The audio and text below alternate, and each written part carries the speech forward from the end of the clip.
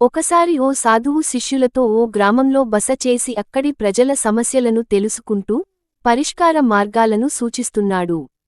అది తెలిసి పొరుగురి రామయ్య, భీమయ్య ఆయన దగ్గరకు వచ్చారు. తమ గోడు విన్నవించుకున్నారు. మమ్మల్ని దరిద్రం పట్టిపీడిస్తోంది. మాకు నిధి నిక్షేపాలక్కరలేదు, మడులు మాన్యాలక్కరలేదు, కడుపునిండా తిండి దొరికే మార్గం చూపండి స్వామీ అని వేడుకున్నారు.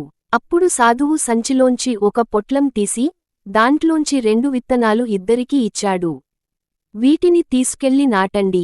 మొక్క పెరిగి మధురఫలాలను ఇస్తుంది. వాటి రుచి అమోఘం. మంచి ధర పలుకుతుంది. మీకు ఆస్తులు గడించి పెట్టకపోయినా ఆకలిబాధ లేకుండా ఆదుకుంటుంది అన్నాడు. వాళ్ళు సంతోషించారు. తిరిగెళ్ళాక నేల చదును చేసి విత్తనం నాటి నీళ్లు చల్లారు. నాటిన దగ్గర్నుంచి రామయ్య గింజ ఎప్పుడు మొలుస్తుందా అని ఎదురు చూసేవాడు. వారమైంది, 10 రోజులైంది. మొలక రాలేదు. తవ్వి చూస్తే విత్తనం అలాగే కనిపించింది. ఇంకేం మొలకెత్తుతుందని కోపంగా తీసి పారేశాడు. మరో వారం తర్వాత భీమయ్య పాతిన గింజ మొలిచింది. చకచకా ఎదిగి మధురమైన ఆ పండ్లను అమ్మి సొమ్ము చేసుకుంటున్న భీమయ్యను చూసి తాను ఆ అవకాశాన్ని కోల్పోయినందుకు రామయ్య బాధపడ్డాడు. గుడ్డు నుంచి కోడిపిల్ల రావటానికి 21 రోజులు పడుతుంది.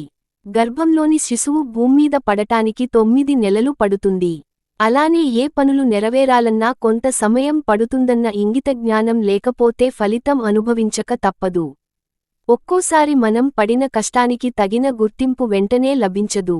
నది సముద్రాన్ని చేరాలంటే సమయం పడుతుంది. అలాగే మన విజయానికి కూడా సమయం అవసరం. అలాంటప్పుడు కుంగిపోవడం, నిగ్రహం కోల్పోవడం తగదు.